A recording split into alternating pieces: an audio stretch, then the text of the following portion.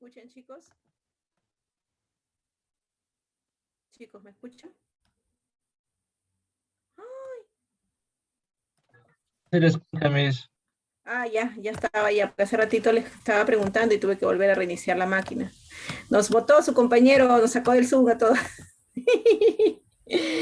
Muy bien, déjenme recobrar el anfitrión. 0:30. A ver.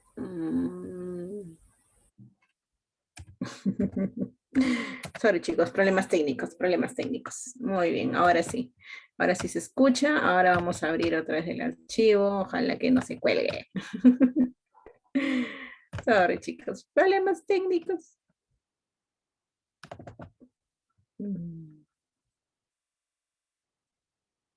Los problemas técnicos que están sucediendo. Más que todo con ustedes siempre pasa eso del audio. No sé por qué.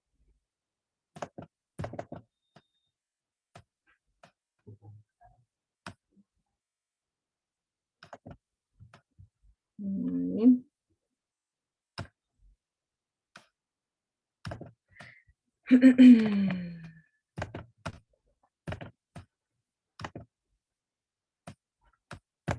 Espero que ya no tengamos inconvenientes. Y continuemos. ¿Verdad? Muy bien. Ahora sí. Bueno, como les estaba diciendo anteriormente, era más que todo un resumen de lo que habíamos hecho anteriormente sobre los problemas o los tipos de problemas que habíamos desarrollado, ¿no? Bueno, ahora sigamos con el ejemplo. Este es otro ejemplo en las cuales nos preguntan si estas si son equivalentes, ¿no? Pruebe que las condiciones son equivalentes si la función inversa o la función opuesta es función, o sea, la relación opuesta de f es función, entonces f es inyectiva, ¿no? Suponiendo que, bueno, que sea f una función, ¿no? Entonces, como son equivalentes, ustedes tienen que tener en cuenta que para probar la equivalencia significa que yo debo probar 1 implica 2, 1 implica 2, y luego que 2, tengo lag, chicos. Como me dicen ustedes, el lag. Ya, vamos a ver si ya se puso bien. Tengo que probar que el 1 implica 2 y luego que el 2 implica 1, ¿no? Entonces es un sí, solo sí, en realidad lo que hay que probar, ¿no? Entonces para probar ello, primeramente es como tenemos f, como viéndolo como relación, entonces tenemos dos casos, ¿no? El primer caso, que f sea igual al vacío, y el segundo caso, que f sea diferente al vacío, ¿no? Si es igual al vacío, entonces obviamente la función vacía es una función, entonces cumple, bueno, que esa función no tiene elementos, por lo tanto no contradice la definición, entonces por vacuidad se satisface, ¿no? ¿No? Se satisface. En el caso de que la función sea diferente al vacío, se puede tener que la función sea unitaria o que por lo menos tenga más de un elemento, ¿no? Entonces, si no es unitaria, entonces, si es unitario, entonces la función simplemente tiene un elemento y es inyectiva. Pero si f no es unitaria, por lo menos tiene dos elementos en los cuales satisface. Vamos a probar que para esos dos elementos arbitrarios que están dentro del dominio de la función, que cumplen que sus imágenes son iguales, entonces yo debo probar que la función es inyectiva, ¿no? Es decir, que x es igual a z, ¿no? Entonces, simplemente si x y z están en el dominio de f, donde las imágenes son iguales, entonces a estas imágenes lo puedo llamar y, lo que implicaría que x, y pertenece a f y z, y pertenece a f. Pero esto por la función opuesta, esto me implicaría que y, x pertenece a f y y, z pertenece a f. Pero nosotros tenemos que la función opuesta es función, ¿no? Por ser f función, me va a implicar que necesariamente x tiene que ser igual a z, ¿no? Y eso es lo que yo quería probar para que la función f sea inyectiva, ¿no? En el caso que 2 implique 1, en el mismo argumento, tengo la función opuesta, que puede ser la función vacía, la función, obviamente, esta es función. Si es diferente el vacío, puede ser que tenga un elemento o que tenga más de un elemento. Si es unitario, no hay nada que probar, ya es una función. Pero si no es unitario, debo probar que la función, con la hipótesis de que f es inyectiva, tengo que probar que f es función, ¿no? Entonces, sabemos que si yo tengo los elementos x y z que pertenecen al dominio de la función,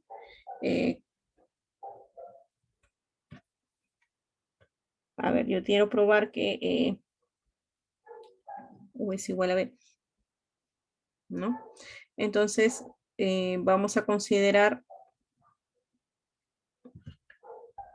quiero probar que f es función. Entonces, en realidad esto es además. Yo tengo, si quiero probar que f es función, tomo dos elementos hasta que eso se cumple. ¿Ya? Eso es que hay un pequeño detalle. Eso tengo que ser copiado del anterior. Ya, entonces tomo x, sean x, un x que pertenece al dominio de f, tal que xu pertenece a f y xv pertenece a f. Yo tengo que probar que u es igual a b, ¿no? Entonces, si XU pertenece a FO, entonces UX pertenece a F y BX pertenece a F, ¿no?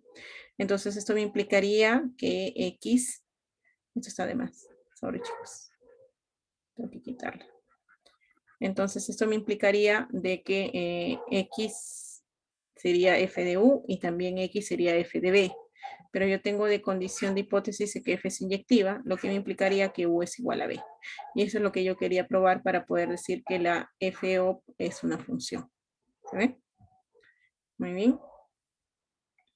Entonces, con ello ya se está probando el otro sentido, ¿no? En el caso de que si FO es función, implica que F es inyectiva, y si F es inyectiva, la FO es función.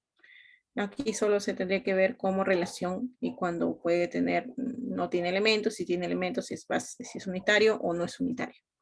Luego de aquí, bueno, estos ejemplos son, uy, caramba, ¿qué pasó? Se movió.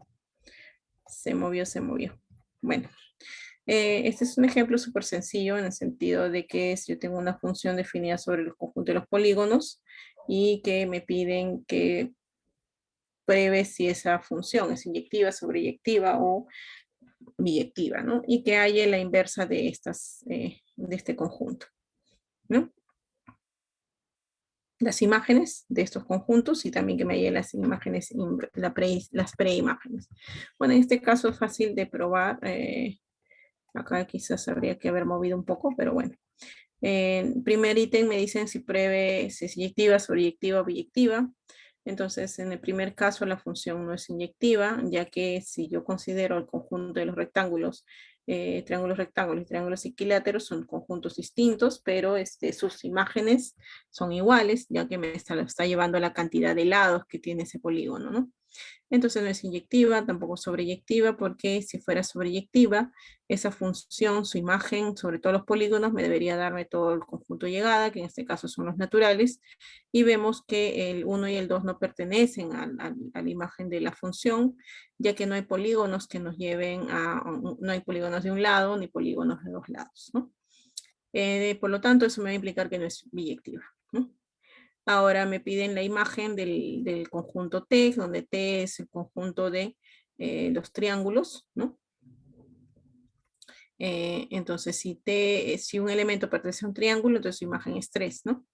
Entonces 3 pertenece a la imagen, cuya es fácil ver que es un conjunto unitario, ¿no? F de T es un conjunto unitario que es igual a 3. En el caso de que sea un polígono regular, entonces estos polígonos, su imagen sobre los polígonos regulares va a ser todos los naturales menos el 1 y el 2, ¿no? Considerando que haya un polígono regular de tantos lados posibles, ¿no? Que se puedan encontrar. Bueno, y además también es sencillo de que si yo tengo un elemento que está en la preimagen de un conjunto, eso es equivalente a que es al aplicar la función a ese elemento, me pertenece a ese conjunto, ¿no? Entonces acá tendríamos que solo se cumpliría que f de 3 va a ser 3 si es un triángulo, si es 4 si es un cuadrilátero y 5 si es un pentágono y así sucesivamente, ¿no? Entonces la preimagen del conjunto de 3, 4 y 5 sería el conjunto de los elementos que están en el conjunto de los polígonos, que son triángulos o cuadriláteros o pentágonos, ¿no? Luego de aquí también podemos ver de la misma manera quién es la preimagen del conjunto 2 y 3. En este caso vemos que la preimagen de 2 es igual al vacío, porque no hay polígonos que tengan dos lados, ¿no? Y por ende la preimagen de 2,3 sería la preimagen del conjunto que tenga dos lados y el conjunto que tenga tres lados, por lo tanto al final sería el vacío con el conjunto de triángulos, ¿no? Unido esos dos. Bueno, eso es sencillo, simplemente como para poder agarrar un poco de cancha en el sentido de cómo hallar o justificar si es inyectiva o sobreyectiva o si no lo es, ¿no? Bueno, aquí hay un problema curioso que en verdad habría que todavía quizás esperar un poco, porque aquí estamos hablando de conjuntos finitos. Si yo tengo un conjunto finito y una función que va del mismo conjunto hacia el mismo conjunto, el cual es una aplicación, entonces la inyectividad me implica sobreyectividad y la sobreyectividad me implica inyectividad. O sea que hay un sí, solo sí. Solo en el caso de que el conjunto A sea finito, ¿no? Y que la función sea una aplicación del conjunto A hacia A, ¿no? Una función de A hacia A. Entonces, solo en ese caso se puede probar la equivalencia, ¿no? Bueno, ¿cómo probaríamos? Bueno, vamos a tratar de tener primero ahorita la definición intuitiva de finito. Intuitivamente, ¿qué se entiende por conjunto finito? Más adelante vamos a dar la definición formal, ¿no? De conjunto finito. Ahorita intuitivamente lo que vamos a ver como conjunto finito es que se puede contar, ¿no? Se puede contar los elementos de ese conjunto, por lo tanto, de esa manera yo puedo identificar o decir que ese conjunto es finito. Mira. Más adelante lo vamos a ver como encontrar, decir que es finito es encontrar una biyección entre un conjunto que está numerado del 1 al n hacia esa función. ¿Mm? Eso lo vamos a ver en las siguientes clases. Muy bien, vamos a probar ese sentido, considerando primeramente que 1 implica 2, como es equivalentes, tengo que probar que 1 implica 2 y luego que 2 implica 1. Entonces aquí hay que tener un poco de cuidado en el sentido de que si yo tengo una función que va de A en A, es inyectiva, yo tengo que probar que es sobreyectiva, ¿no? Entonces yo tengo que probar que F es sobreyectiva. Si es sobreyectiva, es equivalente a probar que su imagen es igual al conjunto de llegada. Eso es decir que F de A es igual a A. Entonces, si yo considero B igual a la imagen de A, entonces tendríamos que la función A va hacia B.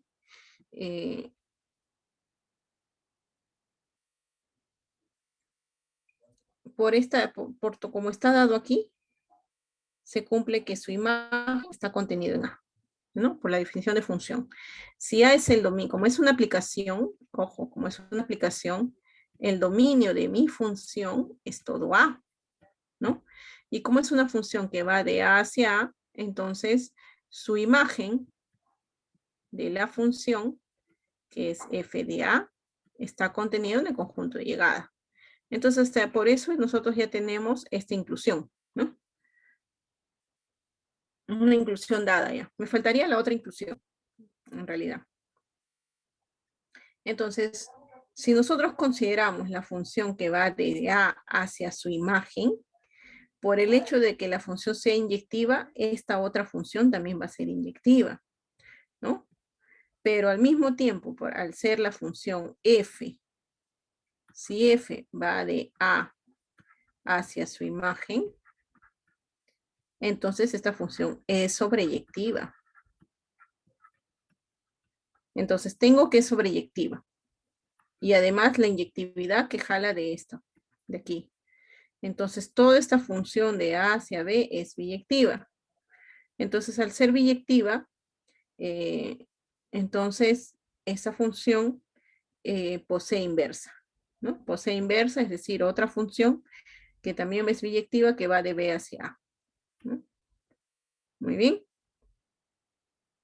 Ahora, aquí se usa el concepto del hecho de que sea finito. Como es finito, el subconjunto B no puede ser propio. ¿Qué quiere decir? Que no puede estar contenido explícitamente en ese conjunto, ¿no? O sea, si es finito, ustedes dirían, bueno, acá sería G de B, está contenido en A, ¿no? Ya.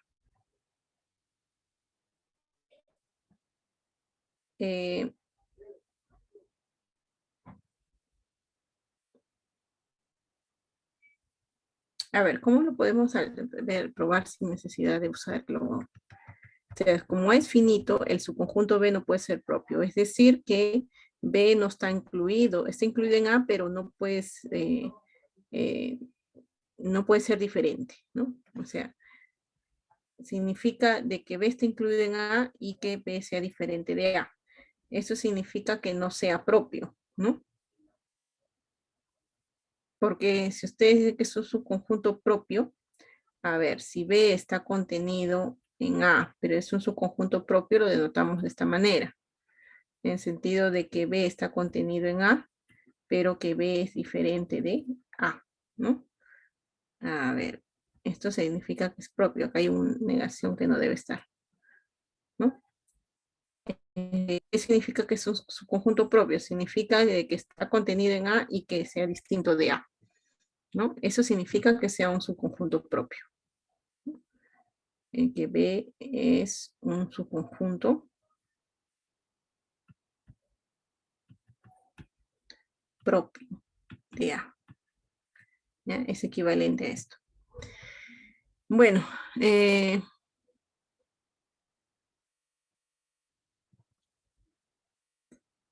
si B fuera un subconjunto propio de A,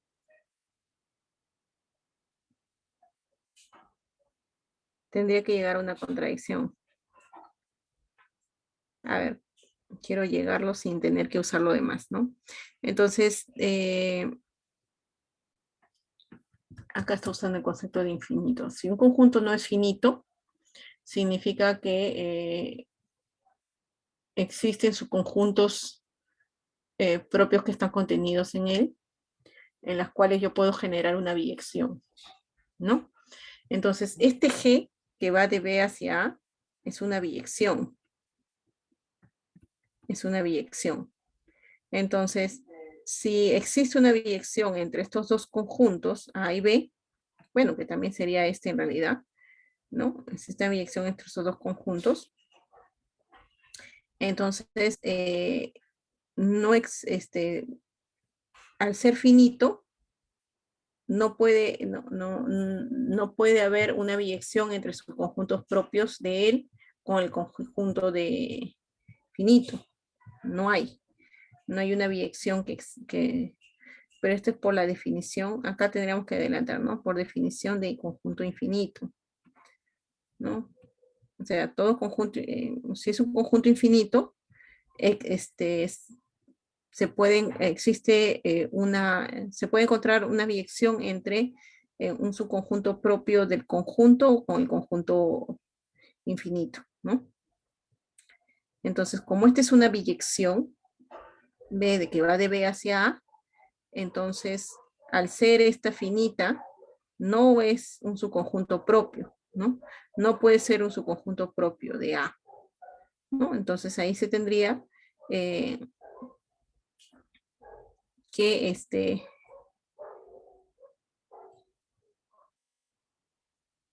el subconjunto no puede ser propio, no puede ser su conjunto propio. Entonces, significa que tiene que ser iguales, ¿no? Tiene que ser igual. A ver, aquí hay que aclarar un poco. Este problema involucra el hecho de conocer las propiedades de conjunto infinito, que lo vamos a ver más adelante, ¿no? Entonces, inicialmente la definición de conjunto infinito es que no sea finito, ¿no? Un conjunto infinito es un conjunto que no es finito. Y si intuitivamente nosotros hemos visto que un conjunto finito es un conjunto que lo podemos contar, ¿no? Entonces, ¿cuándo será que no es infinito, ¿no? Hemos dicho que no es finito.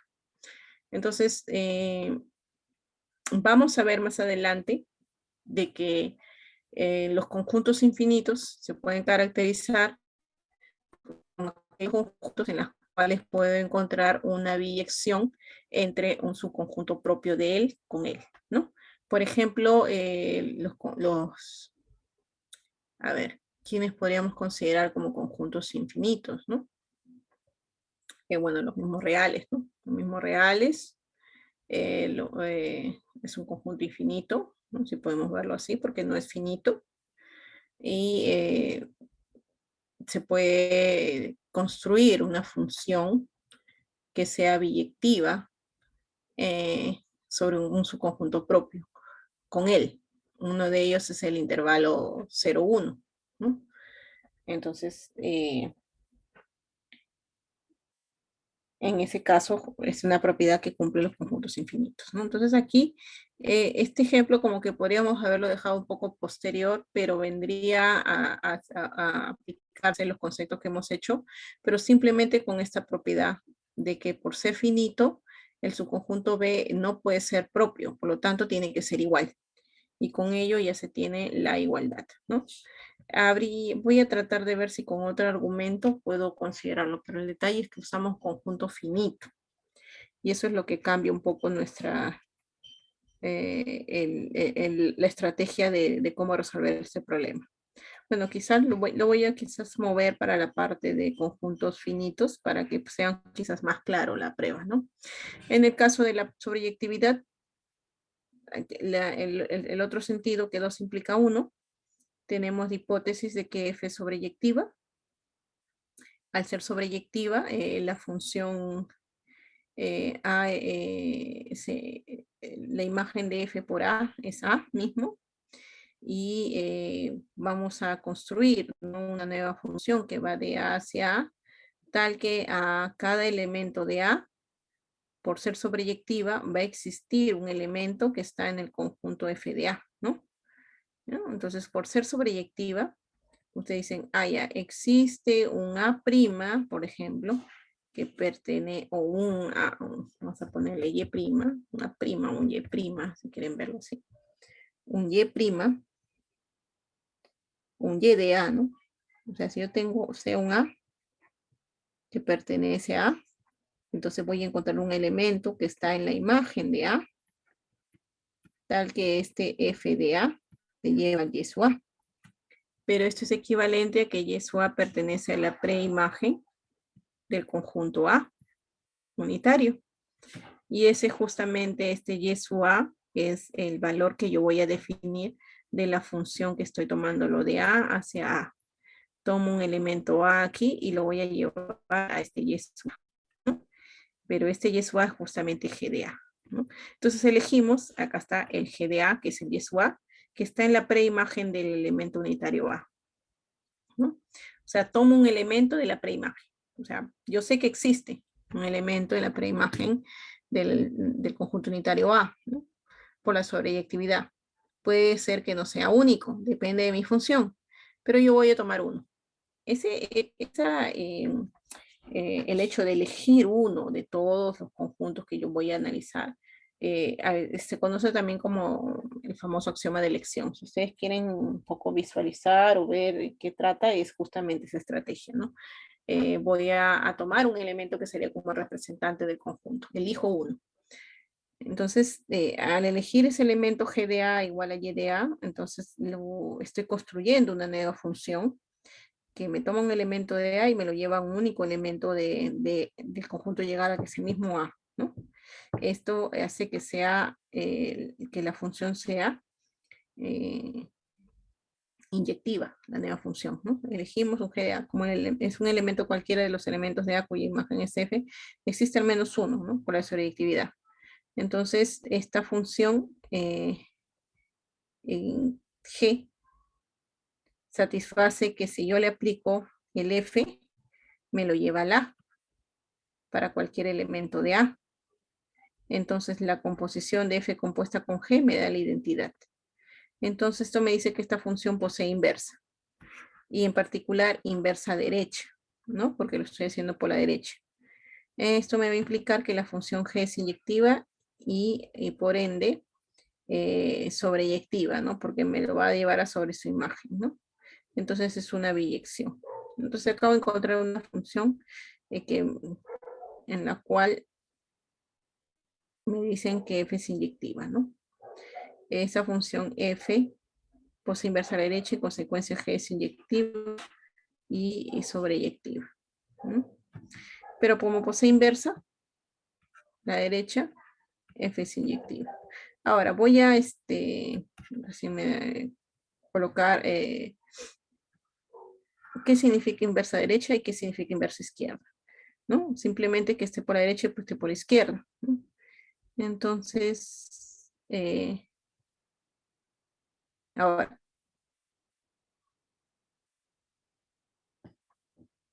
si es por la derecha, hay una función que yo la puedo componer por la derecha que me da la identidad. Si es por la izquierda, hay una función que yo la puedo componer por la izquierda que me da la identidad. En ese sentido, esa es la diferencia, ¿no? Ahora, para probar la inyectividad, bueno, como acá yo estoy diciendo es inyectiva de frente, lo puedo probar por la definición. En el sentido de que yo tomo dos elementos en las cuales me lleva imágenes iguales. Entonces yo debo encontrar que esas A su 1 y A su 2, que son los elementos, deben ser los mismos, ¿no? Para decir que es inyectiva. Entonces, por la sobreactividad de G, voy a encontrar elementos que están aquí en A, tal que me lo llevan esos A su I, A su 1 y A su 2. Entonces, el B su 1 sería la identidad de él, que lo puedo escribir como esto por la composición por la derecha. Y esto al final es F de A su 1, que es igual a F de A su 2, ¿no? Pero si aplico el mismo proceso para A su 2, esto me está llevando que es B su 2, ¿no? Se comprueba. Bueno, simplemente juego de las composiciones, ¿no? Ahora, voy a agregar, sí, le voy a agregar lo que es la composición por la derecha y por la izquierda, la función inversa por la derecha y por la izquierda. Muy bien, entonces, como les dije anteriormente, me dicen, si yo uso lo que les mencioné anteriormente, el conjunto de los reales, es un conjunto infinito, porque yo puedo encontrar una biyección de entre un subconjunto propio de él con él. Este sería un caso. Por ejemplo, yo les puse 0, 1, pero también menos 1, 1. Menos 1, 1 es un subconjunto propio de los reales. Y con este ejemplo, con esta función es biyectiva. Al ser biyectiva, entonces, ¿qué es lo que va a suceder?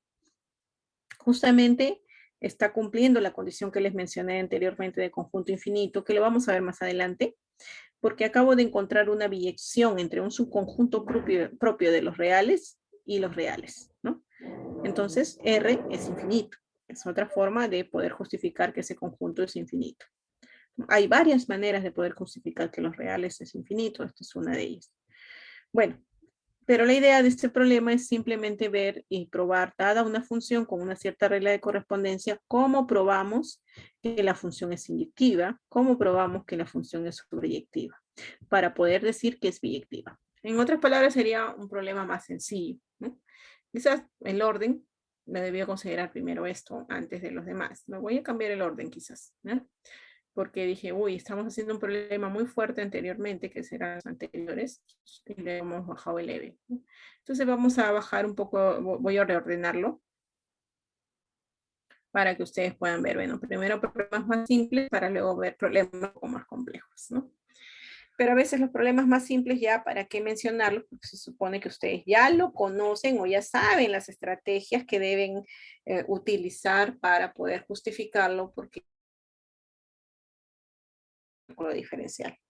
Pero a veces parece que se hubieran olvidado un poco a la hora de justificar, así que vamos a ver este ejemplo en las cuales ustedes tienen que probar la biyectividad. Por lo tanto, tienen que ver si es inyectiva y luego sobreyectiva. Entonces, el detalle aquí que ustedes tienen que la función está involucrada con la función valor absoluto. Entonces, ustedes quieren probar que es inyectiva. Entonces, tienen la estrategia de tomar dos elementos U y B. Tomo sean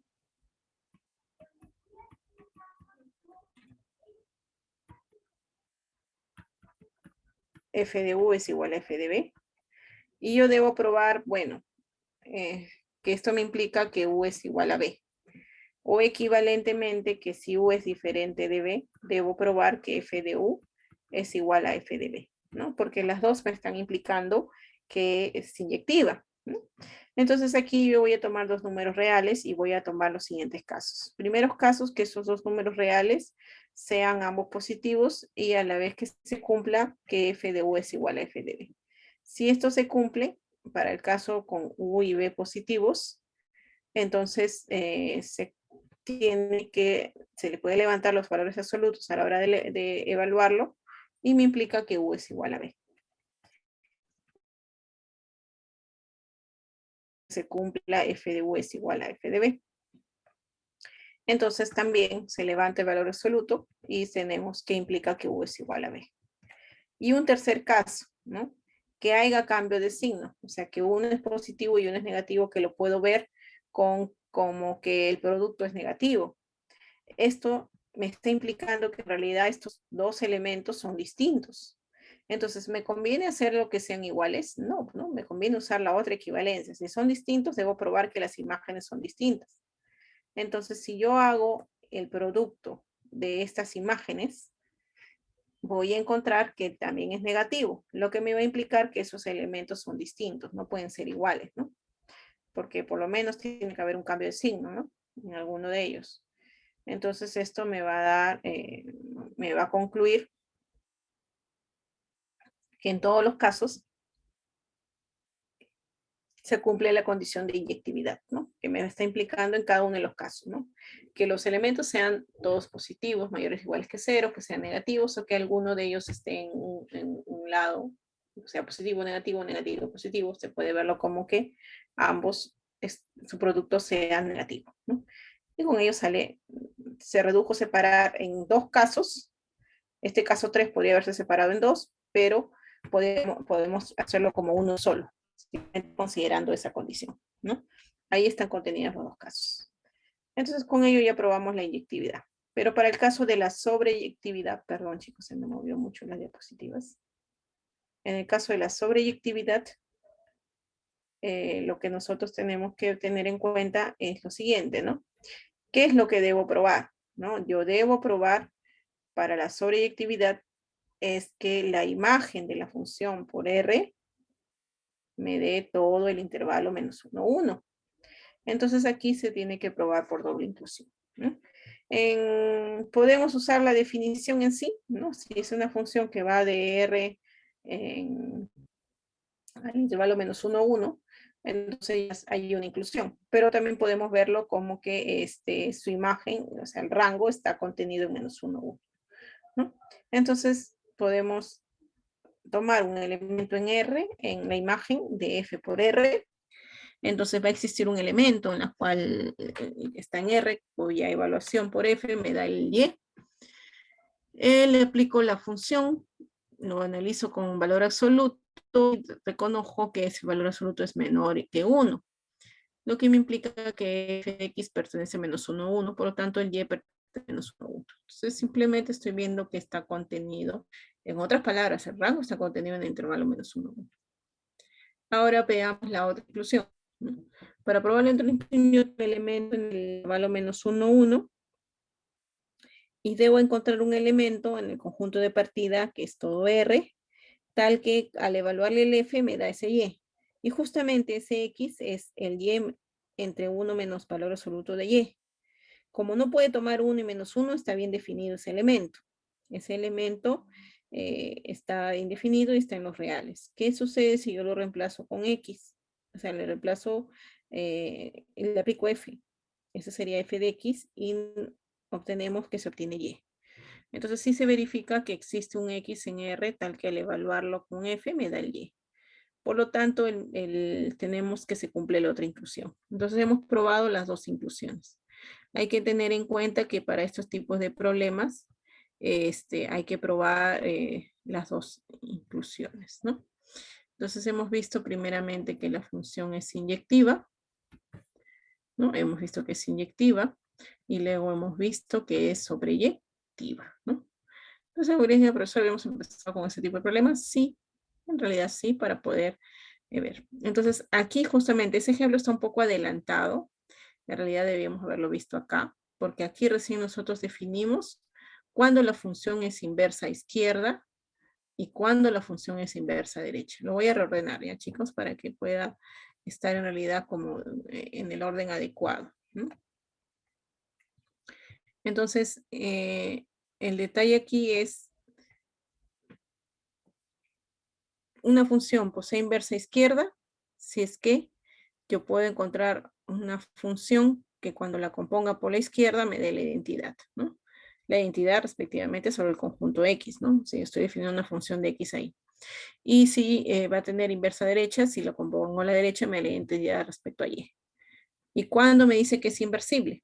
En este caso, se va a decir que posee inversa, o es la inversa, si es que existe una función tal que es inversa derecha o inversa izquierda de la función f, ¿no? Y esa función a veces se denota también como f a la menos 1 o f asterisco. En diferencial, ustedes lo han denotado con f asterisco, ¿no? Para no tener eh, algunos inconvenientes, ¿no? Muy bien. Muy bien. Ahora, caramba, perdón chicos, se me está moviendo la Se me mueve, se me mueve. Vamos a definir ahora lo que son los conjuntos. Yo tengo el conjunto X e Y el conjunto de todas las funciones que va de X hacia Y. Lo vamos a denotar como X a la Y, como si fuera una potencia, pero en realidad es una notación que lo van a encontrar también en la literatura cuando ya ustedes lleven los cursos ya un poco más avanzados. Van a tomar los conjuntos, conjunto de funciones, ¿no? Que va de un conjunto hacia otro y esa es la notación. Entonces yo voy a considerar todas las funciones que van de X hacia Y, los voy a juntar en un solo conjunto y se le va a notar como X a la Y, ¿no? Como si fuera una potencia, pero es una notación en realidad, ¿no? Ahora, más adelante vamos a ver un poco más sobre ese conjunto. El siguiente ejemplo me dice que si yo tengo una función que va de X a Y con X igual al vacío, entonces los siguientes enunciados son equivalentes. Entonces, yo tengo que si f es inyectiva, justamente la estrategia que debería haber estado ahí, puedo garantizar que existe una función inversa a izquierda y que también, por ser equivalente, yo puedo ver si es que tengo una función, dos funciones que son inversa derecha de la función f, entonces esas funciones son únicas, ¿no? Son iguales, ¿no? No hay otra función inversa a derecha. Solo hay una sola. Entonces me dice que pruebe. Que es inyectiva, existe una función inversa izquierda, y si se cumple todos ellos, o sea que son equivalentes, 1 implica 2 y 2 implica 3 y 3 implica 1 es la estrategia, estaría probando que la inversa izquierda también existe, ¿no? Son iguales, ¿no? El detalle es, ¿existe? Aquí, pequeño detalle, ¿no? Faltará la existencia. Existe la inversa izquierda y si esa inversa izquierda es única, ¿no? Entonces faltaría la existencia. Bueno, como me dicen que son equivalentes, yo debo probar 1 implica 2 y 2 implica 3 para luego probar 3 implica 1. Entonces, si yo quiero probar 1 implica 2, justamente la estrategia es la anterior, de que si f es inyectiva, está definida sobre el conjunto X a Y, obviamente el conjunto X es diferente de 0, perdón, de vacío, para se puede considerar un elemento de ese conjunto, ¿no? Entonces, pues existe un A que pertenece a ese conjunto, ¿no? Entonces, con X diferente de vacío existe un elemento que pertenece al conjunto. Ya está. F de X, su imagen está contenido en Y. Y para cada elemento Y que pertenece a F de X, por ser F inyectiva, existe un único elemento X sub Y que pertenece a X, tal que F de XY es igual a Y. No, lo que está diciéndome es que si ahora yo tomo X hacia F de X, a F de X, como les dije anteriormente, esta función es biyectiva, es inyectiva, ¿no? Es inyectiva y es biyectiva. ¿No? Entonces, lo que se va a hacer es definir, ¿no?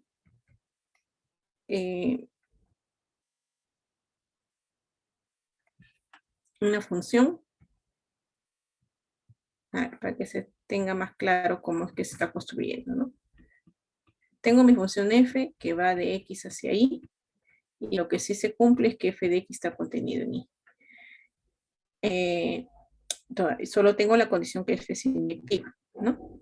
Ahora,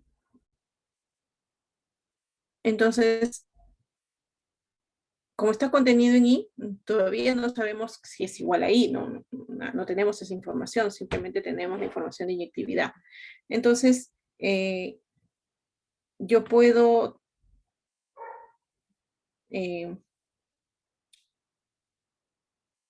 quiero definir una función ahora g que va de y hacia x.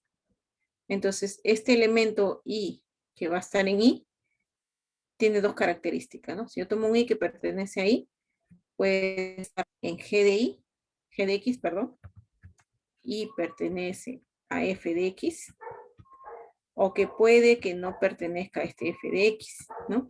Es decir, a que y pertenece a y menos f de x, ¿no? Porque está en y, ¿no? Entonces tenemos dos casos. La idea es que a partir de esto yo pueda definir una función g. ¿Y cómo yo defino una función g? Bueno, esa función g es que si el elemento está en y, yo le voy a corresponder el elemento x que al evaluarlo me da él. O sea que f de x de y me da el y. Y esto es único, pero ahí no dice por qué es único. Por la inyectividad de f. Es único, la inyectividad de f. ¿Cómo pruebo ello? Supongo que existen dos, ¿no? Que existe otro. Supongamos que existe un x de y, otro más, que cumple la misma condición. Entonces, como estos son iguales y al ser inyectiva, me va a implicar que x de y es lo mismo que xy'. Entonces solo hay un valor que me lo lleva a ese punto y. Entonces, como hay un único valor, yo ya puedo definir mi función sobre esos elementos, ¿no? Que va a darme ese elemento si es que él está dentro del conjunto de imagen, ¿no? Se borró. Ya está. Pero, ¿qué sucede si no está en ese elemento? No está en ese conjunto. Entonces, como ya vimos que el conjunto X es diferente al vacío, le voy a asignar por lo menos un elemento que está ahí. Es este. Le asigno A. Entonces, estoy construyendo una función G que toma cada Y, lo llevo a su respectivo preimagen que me lo lleva a él, que sería el X de Y. Si está en f de X, perdón, y si no está ahí, lo asigno cualquier otro elemento, pero justamente ese otro elemento es el A. Es el elemento en el cual X es no vacío, ¿no? Muy bien. Entonces, esta función G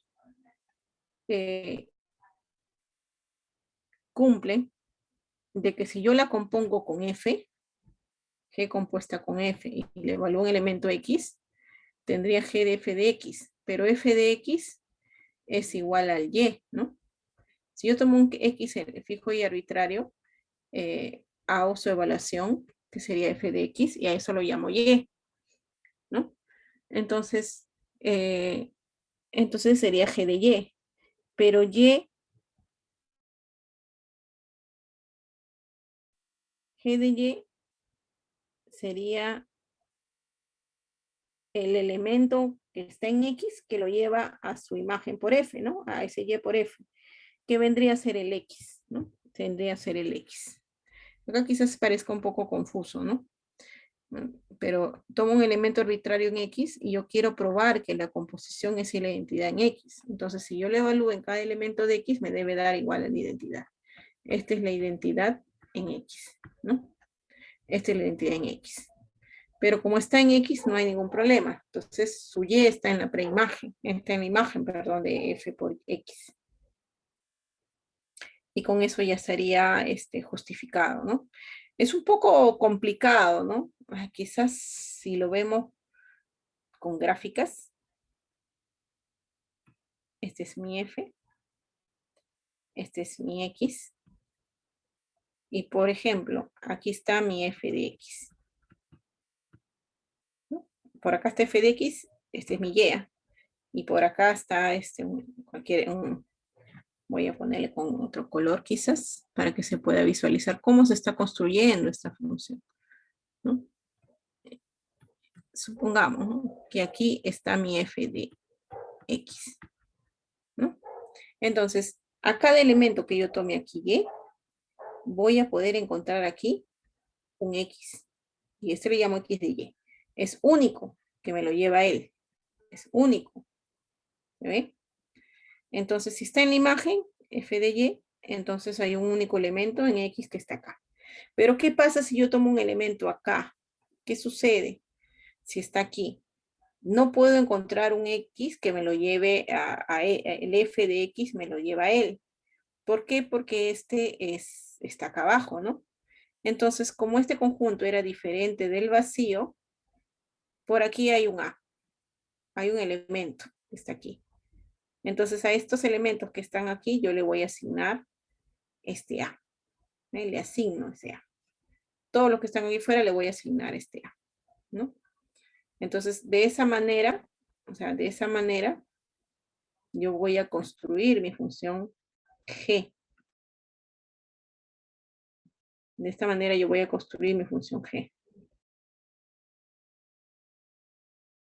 Porque la G la estoy construyendo así. Este es mi G. A este Z le voy a asignar este A que está dentro de este conjunto.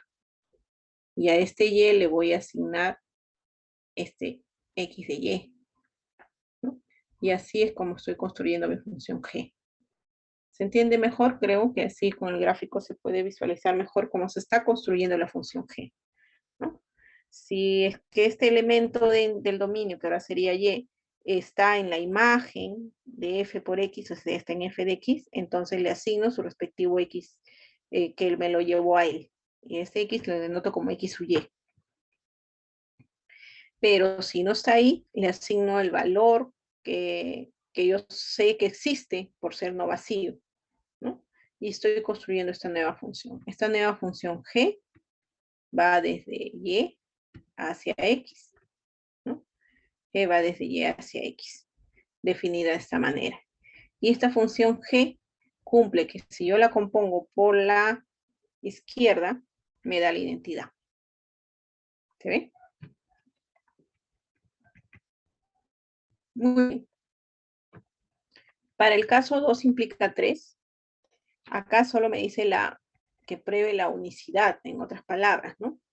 Que hay una única función que es inversa a derecha. Pero ¿cómo yo definiría esa función? ¿No? Inversa a derecha. X, acá hay un... Para que sea inversa a derecha, ¿qué definición tiene que ser? Inversa a derecha de f de y en x, y este está en xy, esta función g de xz, ¿ya? Ah, no, pero acá no tengo inversa. Les compongo por la derecha. Ya. Si en caso fuera inversa derecha, tendría que ser igual la identidad, ¿no? Es decir, que f compuesta con alguna función g me debe dar la identidad en y para que sea inversa derecha. Pero en este caso, esto no ocurre, ¿no? Sino que tengo que estas son iguales, no son inversa derecha ni inversa. Ya, pero lo que quería hacer la pregunta es que si f es inyectiva, ¿existirá inversa derecha? Una pregunta. ¿Existirá inversa derecha si es inyectiva? ¿O cuándo existe inversa derecha? Eso lo vamos a ver cuando analicemos la sobreyectividad. Ahora, simplemente lo que me está pidiendo es que si yo tengo dos funciones que las compongo a la derecha con esta función f y son iguales, ¿no? Entonces simplemente lo que hacemos es, esta sería mi hipótesis, esta es mi hipótesis, y lo que voy a hacer es componerla con g a ambos miembros. Lo compongo con g a ambos miembros. Tener es g compuesta con f compuesta con h igual a g compuesta con f compuesta con k. Uso las propiedades de la composición y se verifica, se tendría que g compuesta con f compuesta con h es lo mismo que g compuesta con f compuesta con k, ¿no? Pero por hipótesis, como esto implica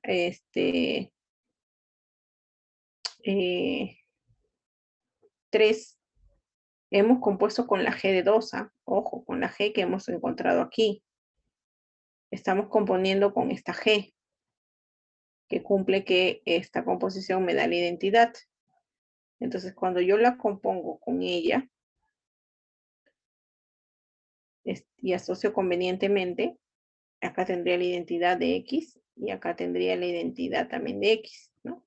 Sería la identidad de X compuesta con H y la identidad de X compuesta con K. Y esto me va a implicar que h es igual a k, lo que quería probar, ¿no?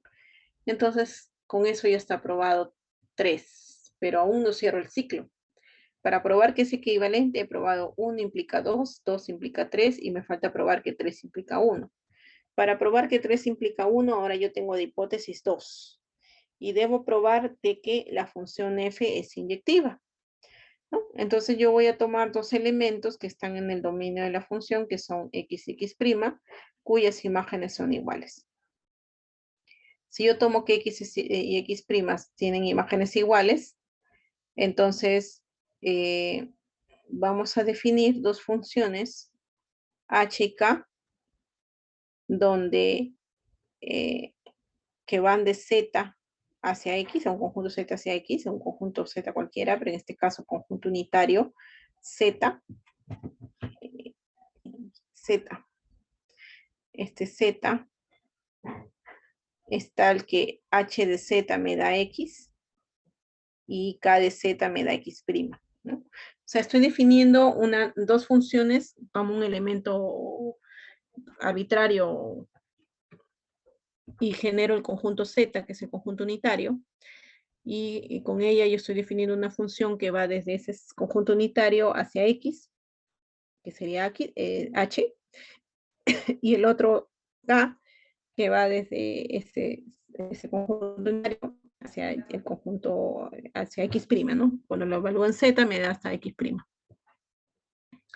Entonces, f de x igual a f de x' lo puedo escribir en función de esos h. Sería f de h de z igual a f de k de z. Lo expreso como composición y como ese z es conjunto unitario, al final me implica que para esas funciones se cumple que f compuesta con h es igual a f compuesta con k. Bueno, y por 2, esto me implica que h es igual a k. Si h es igual a k, me implica que h de z es igual a k de z. Pero esto es x y el otro es x'. Con eso estaría probado.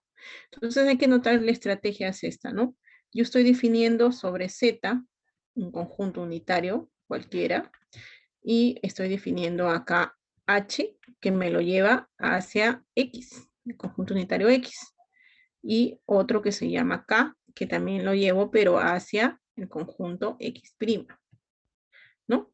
Porque cuando yo hago h de z, me lo tiene que dar el valor x. Y cuando hago k de z, me lo lleva a x'. Entonces estoy generando dos funciones que van del conjunto z, pero a uno me lo lleva al conjunto unitario x y al otro conjunto unitario x'. Y con esas dos funciones los utilizo para poder comprobar que justamente el x es igual a x'. ¿Se ve? Con ello ya tengo que f es inyectiva.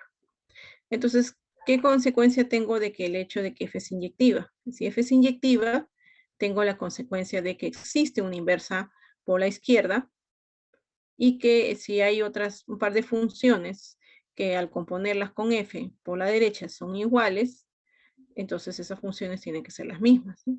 Entonces, esa consecuencia yo tengo de que la función sea inyectiva. ¿Habrá una consecuencia similar cuando f sea sobreyectiva? Sí, y eso lo vamos a ver más adelante. Profesor, Ahora, dime. con respecto al conjunto Z, ¿necesariamente tiene que ser unitario? Sí, justamente la estrategia es que sea unitario para que solo me lo lleve a este valor X, ¿no? O sea, si tú consideras que no sea unitario, entonces podrías considerar que no sea unitario, pero todos ellos tendrías que llevarlo al mismo valor, al X mismo, para que se cumpla que h de z es igual a k de z para todo z que está en este conjunto z, ¿no? ¿Se ve? Tendrías Pero que hacer considerar Z unitario no sería algo muy restringido. justamente esa es la estrategia para que puedas probar la inyectividad usando la hipótesis 2, ¿no? Que se cumple justamente, a ver, la hipótesis 2 te dice de que, No es 3-1. perdón, 3, ¿no? La hipótesis 3. 3 tendría que ser, ¿no? 3.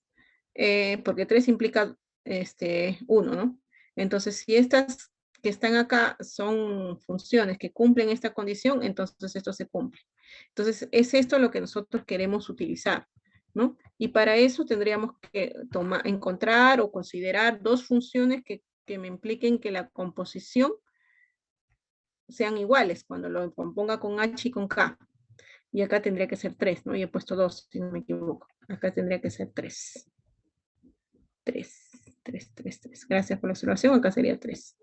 Entonces, si Z no fuera unitario, tú tendrías que probar esto, en realidad, para todo Z que pertenece a ese conjunto. Y para que esto te implique que estas funciones son iguales, ¿no? Acá le puse abajo, no, tiene que estar acá. Para todo Z, ¿no?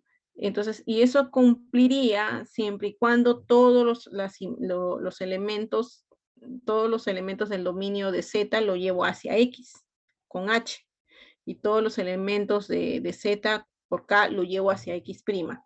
Ahí sí funcionaría, ahí sí podría ser distinto, ¿no? Pero no es necesario que puedas considerar Z con más de un elemento, ¿no?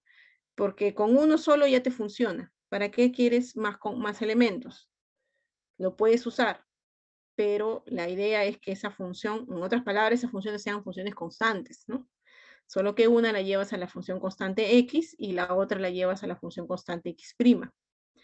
Pero ¿cuál es lo que te importa aquí? Es que como se cumple para todos los elementos del dominio de Z, entonces te implica esto, que sería la hipótesis del ítem 3, que te va a implicar que H es igual a K. Y hacer H igual a K, se cumple que H de Z es igual a K de Z para todo elemento de Z. Pero H de Z y K de Z es X y el otro X'. Y ya estaría resuelto. ¿Se ve?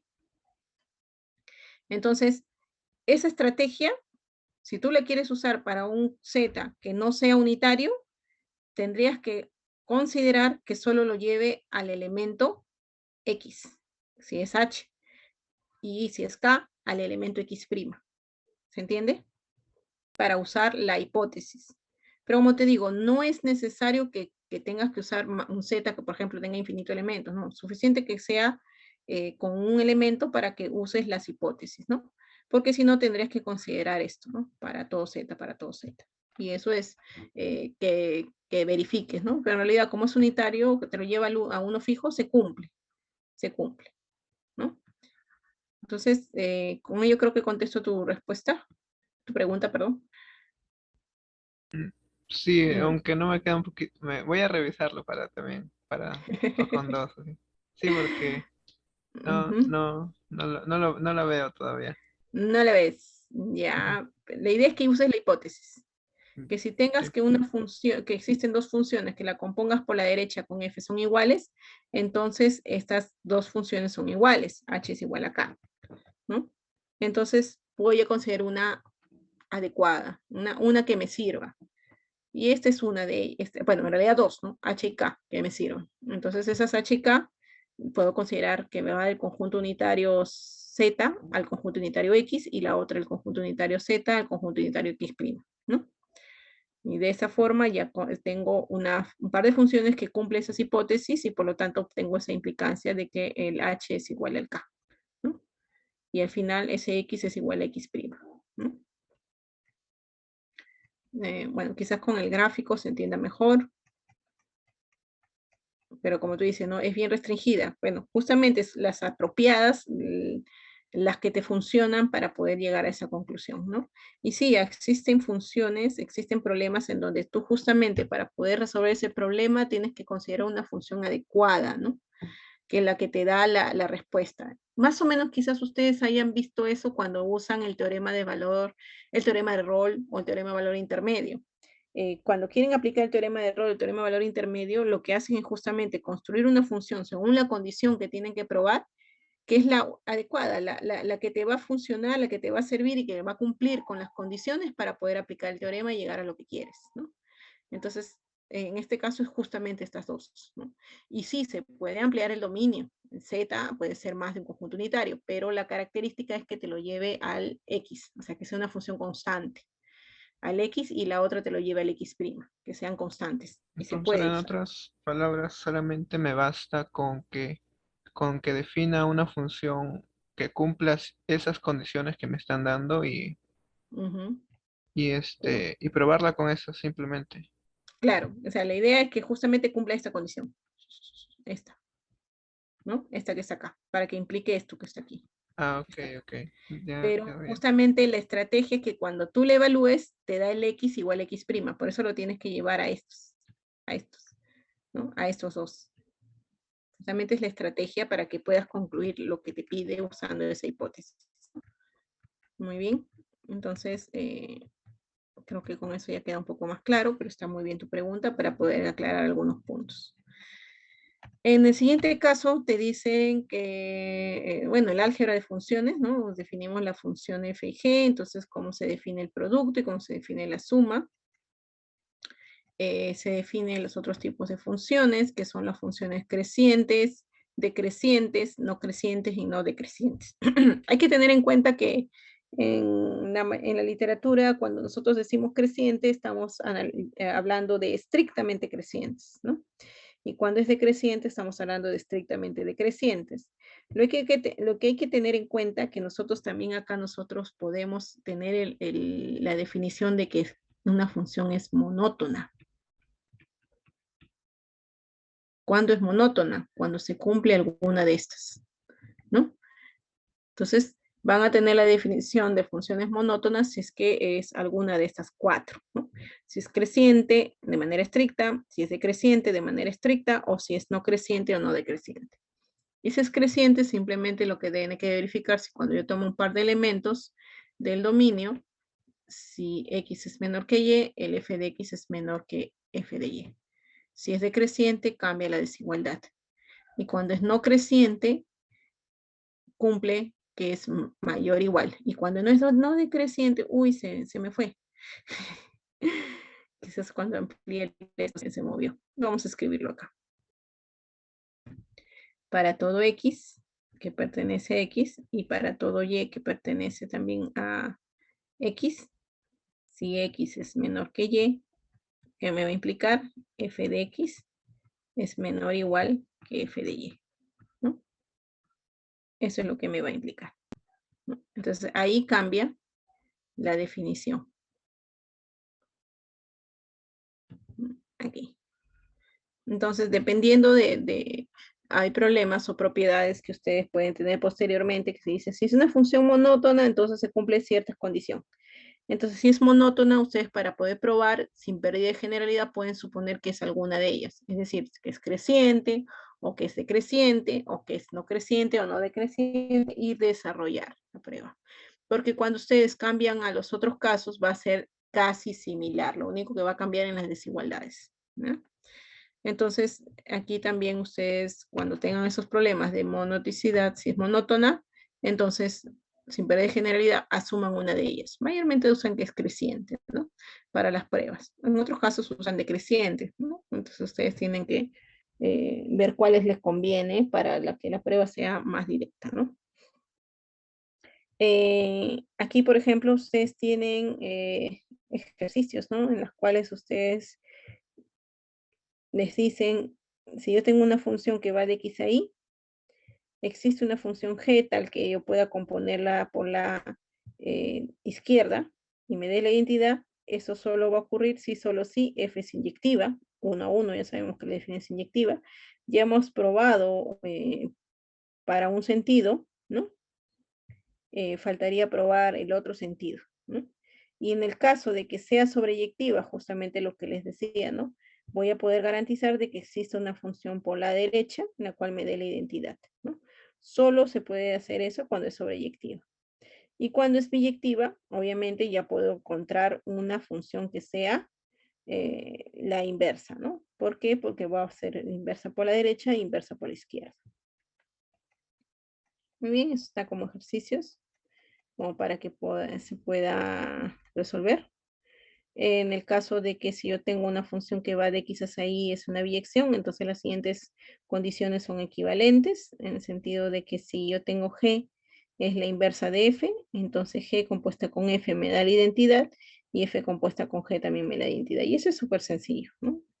Una función es invertible si solo si es inyectiva. Entonces tendrías que probar de que si es inyectiva me va a implicar que es inversible, ¿no? Entonces ustedes tendrían que ver si es inyectiva, si es invertible, ya un sentido es directo, si el otro sentido es inyectiva, tendrían que probar que es sobreyectiva, ¿no? Y eso se puede verificar. Bueno, y acá hay propiedades de inyectividad. Bueno, acá hay varias propiedades, ¿no? Si f va de x, es una función tal que x es no vacía, entonces si f es inyectiva, se puede probar que para cualquier conjunto A que está contenido en x, la preimagen de la imagen de A es igual a A. Si B está, para cualquier par de conjuntos, uno está contenido en A, se cumple que la imagen de B menos A es la imagen de B menos la imagen de A. Y de la misma manera, si yo tengo la imagen de A interceptado con B, es igual a la imagen de A interceptado con la imagen de B. Estas propiedades, acá hay más ejercicios, estarían en la dirigida, son propiedades de funciones, ¿no? A ver, si ustedes quieren ahondar un poquito más, ¿no? Entonces en las pruebas de este tipo, donde pueden encontrar, hay varios libros de análisis real, en las cuales ustedes pueden ver la parte de funciones, pero de una forma más analítica, para poder hacer la prueba, ¿no? Entonces, uno de los textos que podrían encontrar o que también podrían tener referencia, bueno, es el libro de Lelon Laes Lima, en donde ahí ustedes van a encontrar una pequeña parte de ese primer capítulo, porque luego de ahí también se va a ver conjuntos finitos infinitos, que es lo que justamente nosotros vamos a trabajar. En el Lelon está la parte de conjuntos finitos e infinitos, ¿no? De cuestión de funciones, no está mucho acá, ¿no? En donde hay una versión también más simple en el caso de funciones, pero si no en cualquier otro texto en las cuales ustedes tengan que probar, ¿no? Entonces, por ejemplo, para este tipo de funciones, esta función que está aquí, esta pregunta, ¿no? Si yo tengo que f es inyectiva, probar que para todo su conjunto esto se cumple, entonces ustedes tendrían que partir, ¿no? Probar por doble inclusión, ¿no? Esto tienen que probar 1 implica 2, 2 implica 3, 3 implica 4, y luego 4 implica 1, ¿no? Entonces, cuando ustedes prueban 1 implica 2, ustedes tienen que tomar un subconjunto cualquiera en X y por demostrar que la preimagen de la imagen del conjunto A, este es igual a A, ¿no? Entonces tienen que probar doble inclusión, una inclusión y luego la otra inclusión. ¿Cómo prueban una inclusión? Bueno, fácilmente yo tomo un elemento X que pertenece, para una inclusión es fácil ver, sea un X que pertenece a esta preimagen. Esto implica que f de X pertenece a este conjunto. Pero si pertenece a este conjunto, entonces existe un A, este en A, tal que este f de X es igual a f de A. Pero por ser f inyectiva de hipótesis, tendríamos que el X es igual a A. ¿Eh? El X es igual a A. Entonces, el X pertenece a A y ya tenemos esta inclusión. Ya está dada esa inclusión. Entonces, una inclusión es fácil. Ahora la otra inclusión. ¿Cómo probarían la otra inclusión? Bueno, la otra inclusión ustedes tendrían sea un elemento que esté en A y debo probar que está en la imagen. Si X pertenece a A, nosotros sabremos que f de X pertenece a f de A, ¿no? A f de A mayúscula, ¿no? Y si f de X pertenece a f de A, entonces la preimagen, a ver, entonces el X Si esto lo llamo Y, entonces X pertenece a la preimagen del conjunto unitario Y.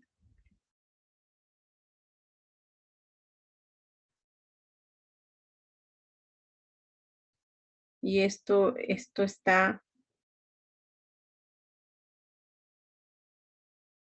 Y pertenece a FDA.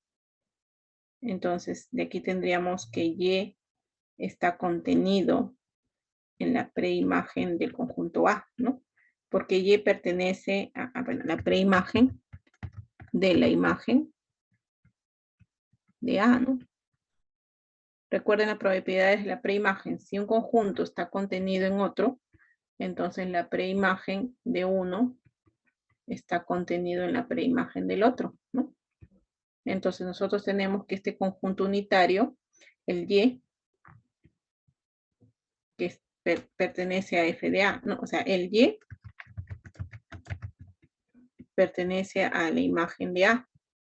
Implica que el elemento Y como conjunto, este conjunto unitario, está contenido en esta imagen. Y con eso ya está probada la otra inclusión. Entonces ya tengo 1 implica 2, ¿no?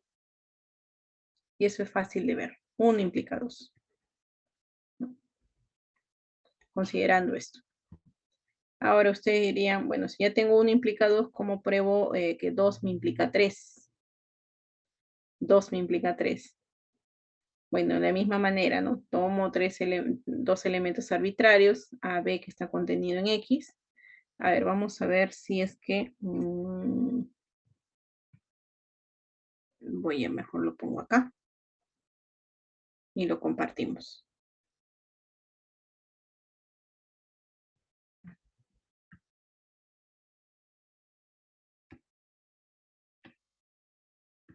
Ya hemos probado que 1 implica 2. Ahora veamos que 2 implica 1. Entonces, para aplicar, perdón, 2 implica 1 implica 2, 2 implica 3, perdón. 2 implica 3. Entonces, aquí yo voy a tomar sean A y B, dos subconjuntos que están en X, y debo probar que la imagen de B menos A es igual a la imagen de B menos la imagen de A, ¿no? ¿Cómo probamos ello? Entonces, esto es doble inclusión. Pruebo inclusión, tomo un elemento Y que pertenece a esta imagen. Esto implica que existe un elemento X que está en B menos A, tal que este Y es F de X. Bueno, como X pertenece a B menos A, esto me implica que X pertenece a B y que X no pertenece a A, ¿no? Pero si X pertenece a B, F de X pertenece a F de B, y si X pertenece a, no pertenece a, es lo mismo que la negación de que X pertenece a, ¿no? En la negación de que X pertenece a. Entonces, si X pertenece a F de X, puedo concluir yo que F de X no pertenece a F de A. ¿Puedo concluir o no puedo concluir? ¿Qué me dicen?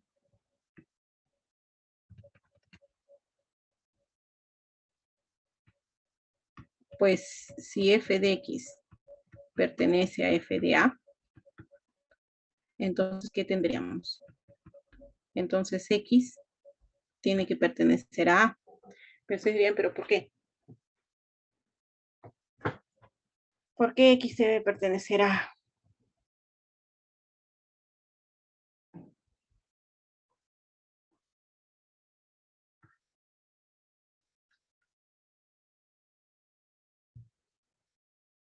¿Por qué pertenecería? Uso la parte anterior. ¿No sería la contrapositiva? la contrapositiva.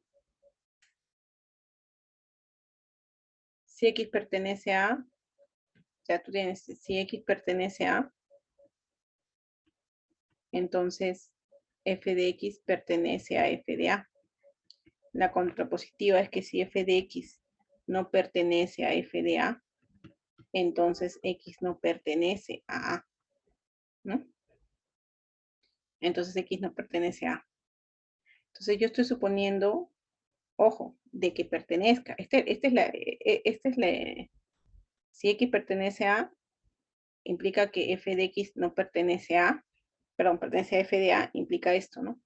Entonces la pregunta es, ¿esto me implica que X pertenece a?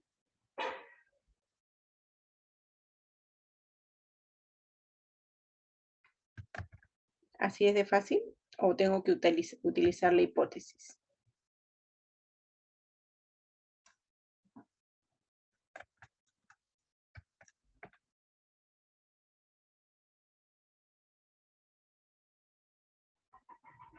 Si ya tendría que f de X no pertenece a f de A, ya estaría una inclusión dada, ¿no?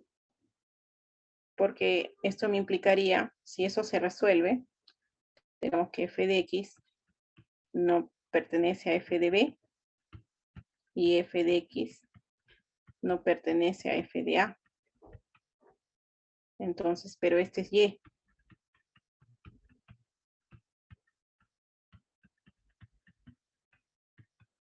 Entonces, eso implicaría que Y pertenezca a f de B menos f de A. Pero faltaría probar esto. ¿Por qué no pertenece a A?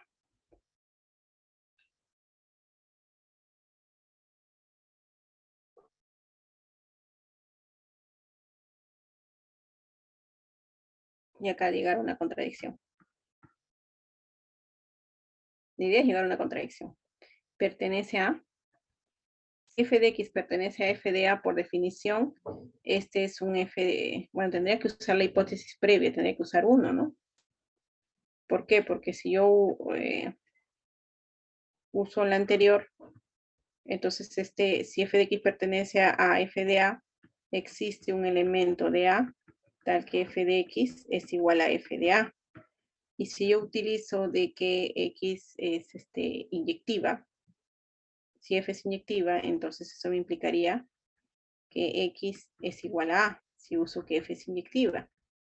Pero tengo que utilizar la hipótesis previa. Entonces, ¿cómo utilizamos la hipótesis previa? La hipótesis previa es que es la preimagen de cualquier conjunto es ese elemento, ¿no? Entonces, sin usar inyectividad, considero entonces una letra Z. Z igual a X. A ver, si Z es igual a X, f de Z es igual al conjunto f de X, ¿no? Y Z es igual a X.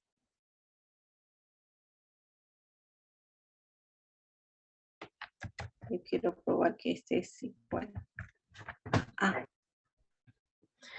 Entonces f la menos 1 de f de Z es igual a Z. Pero ¿quién es la preimagen de...?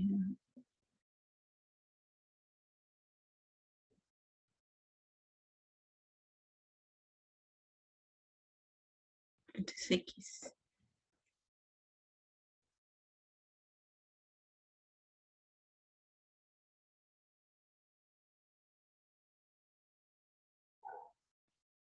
Ya, lo que quiero es usar la hipótesis, sin usar que es inyectiva, porque si es inyectiva ya está, ¿no? Si es inyectiva ya está mi problema, porque ya tendría que que mi A esté en A, ¿no? Pues si yo uso A ya por 1, F es inyectiva, entonces X es igual a A, y por lo tanto X pertenece a A, y ya está, ¿no? Pero quiero ver si yo puedo utilizar la misma hipótesis, la parte B, pero construyendo.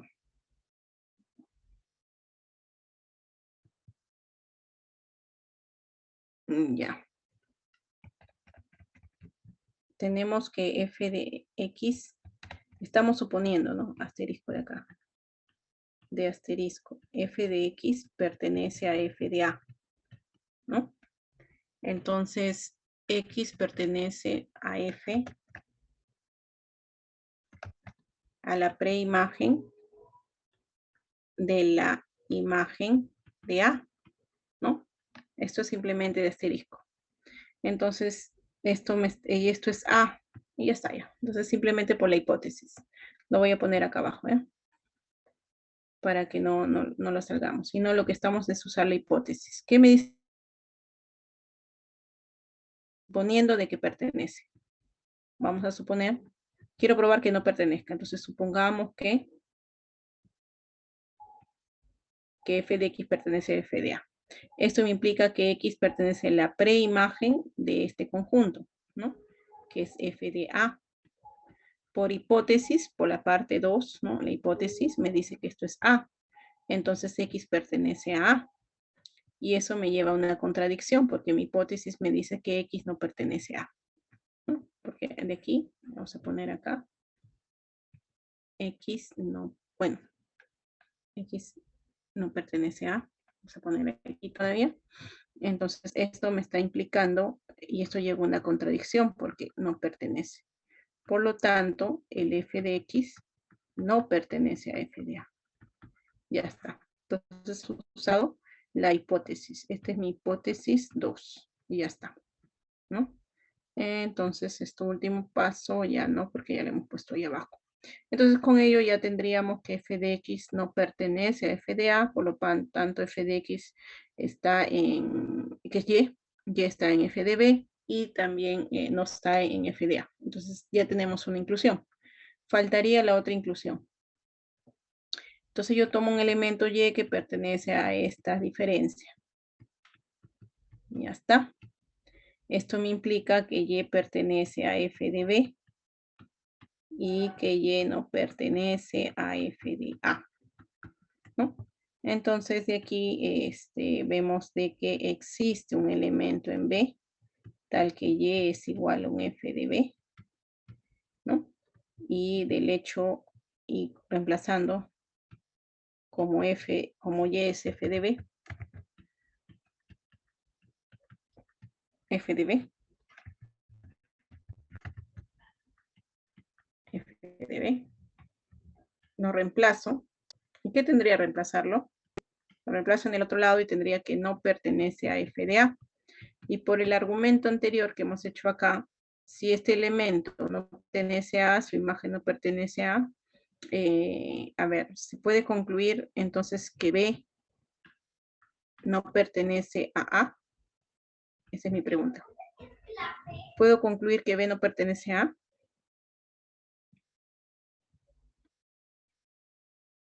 ¿Puedo concluir? Acá anteriormente hemos probado, si X no pertenece a A, su imagen no pertenece a F de A.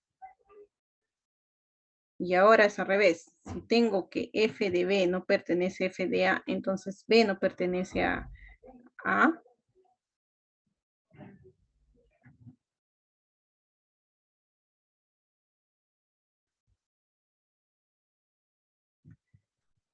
Bueno, si yo supongo,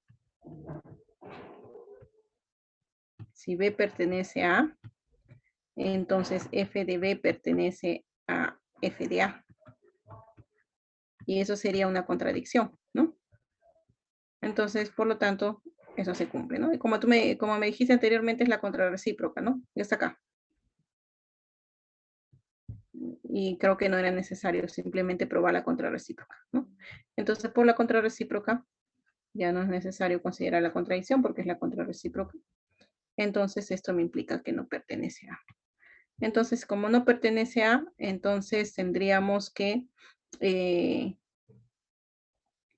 B pertenece a B, pero no pertenece a, ¿no?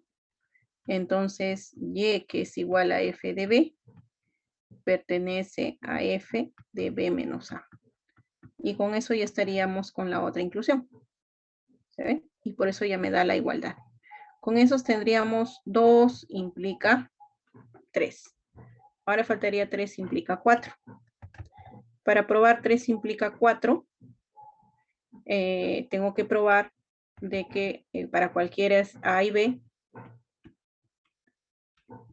que están contenidos en X, tenemos dos elementos contenidos en X, por demostrar que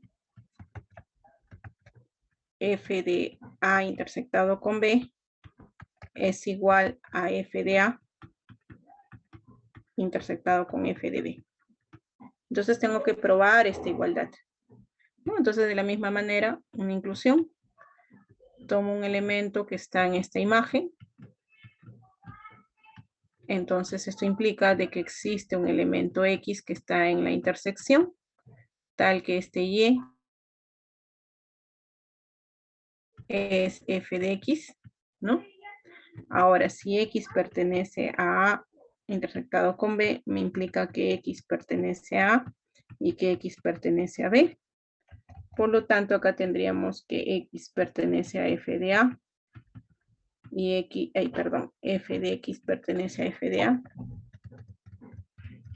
Pero hay una inclusión que ya se da, ¿no? Ya. F de X pertenece a f de A. Vamos a terminar la idea aquí. F de X pertenece a f de A. Y tendría también que f de X pertenece a f de B. Pero ¿quién es f de X? Este es Y. Pertenece a f de A y también pertenece a f de B. Entonces Y estaría en la intersección. Hasta ahí lo que hemos hecho no hemos utilizado para nada la hipótesis, ¿no? Entonces la intersección se cumple. Hemos usado simplemente la otra inclusión. Y esto incluso hubiera salido de conjuntos, ¿no? A intersectado con B está contenido en A. A intersectado con B está contenido en B. De otra manera, entonces F de la imagen de la intersección está contenida en él. Y esto sería la imagen de esta intersección. Está contenida en él. Entonces esto está contenida. De estas dos tendríamos que la intersección está contenida en la intersección de estos dos. Entonces tengo dos caminos para probar lo mismo para una inclusión. El detalle es la otra inclusión, ¿no? Entonces aquí yo tomo sea un elemento Y que pertenece a la intersección de estas dos. Esto me implica que Y pertenece a f de A y que Y pertenece a f de B, lo que implica de que existe un A en A y existe un B en B, tal que este Y lo puedo escribir como f de A y también lo puedo escribir como f de B, ¿no? O sea, Y es igual a un f de B. Entonces acá tendríamos que f de A es igual a f de B, ¿no? Y yo debo probar que el A y el B, el Y pertenece a la intersección. ¿Ya? Entonces tendríamos que f de A es igual a f de B.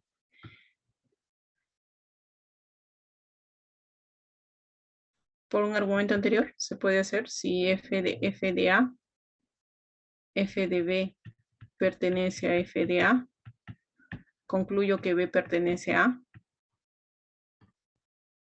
Hemos hecho eso anteriormente, ¿no? Pero con la hipótesis previa. Ahora, ¿cuál es mi hipótesis anterior? Mi hipótesis es que se cumpla que f de B menos f de A es f de B menos f de A. ¿Cuál es mi hipótesis? F de esto, ¿no?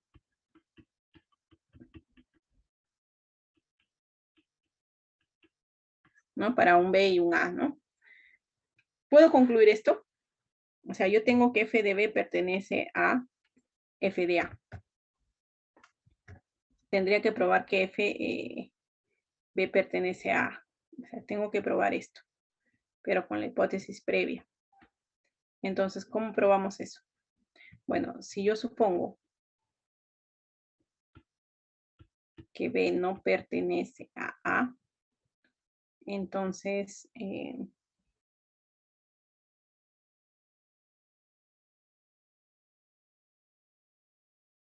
si B no pertenece a, quiero saber si, bueno, si uso la hipótesis previa, anterior, sí, pero quiero usar esta hipótesis. Y también tengo que B pertenece a B, entonces B pertenece a B menos A, ¿no? ¿Está bien? Entonces F de B pertenece a F de B menos A. Ya está, y por la hipótesis anterior, este es F de B menos F de A. Entonces tendríamos que F de B no pertenece a F de A, y esto sería una contradicción, ¿no? Porque estamos suponiendo que no pertenece. Por lo tanto, B pertenece a. Ojo que estamos usando nuestra hipótesis, por hipótesis 3, por 3. ¿No? Entonces yo ya tengo que se cumple la otra inclusión. ¿Y qué faltaría probar? Ya tengo 1 implica 2, 2 implica 3, 3 implica 4. Ahora me faltaría que 4 implique 1, ¿no? Para cerrar mi ciclo, ¿no? Entonces, para probar 1, ¿cuál es 1 de hipótesis? 1 era que la función era inyectiva, creo, ¿no? A ver, F es inyectiva. Entonces, por demostrar, F es inyectiva, pero utilizando 4. Entonces, yo tengo que tomar sean, F va de X ahí, sean un X prima que pertenece a X, tal que F de X sea igual a F de X prima. Ahora tengo que probar que X es igual a X prima. ¿Cómo probaría que X es igual a X prima? ¿Cuál es mi hipótesis? Mi hipótesis es 4, ¿no? Ya, defino sean A. A ver, si yo pongo A igual conjunto unitario X y B el conjunto unitario Y, X prima,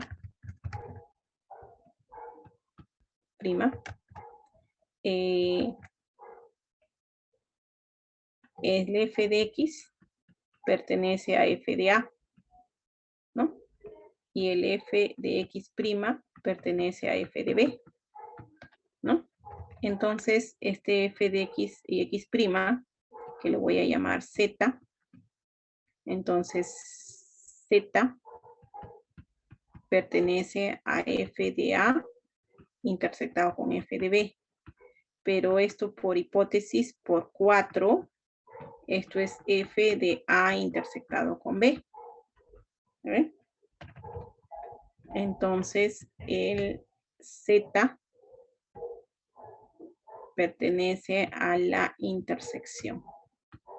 Ya. Pero, ¿cuál es la intersección? Esta intersección, si yo supongamos que X es diferente de X prima, entonces considero estos conjuntos, esto sería el vacío. Entonces, habría una contradicción, ¿no? Porque este conjunto F del vacío, que sabemos que es el vacío, entonces no existe elementos en la intersección, pero acá hemos encontrado que sí hay esta Z. Hay una contradicción. Por lo tanto, X tiene que ser igual a X'. Y con eso ya está aprobado el ciclo. ¿Se vio? Miren que no es difícil, sino que es cuestión de probarlo por conjuntos, ¿no? Por conjuntos. A ver, este es el ejemplo, este es el ejercicio. Uy.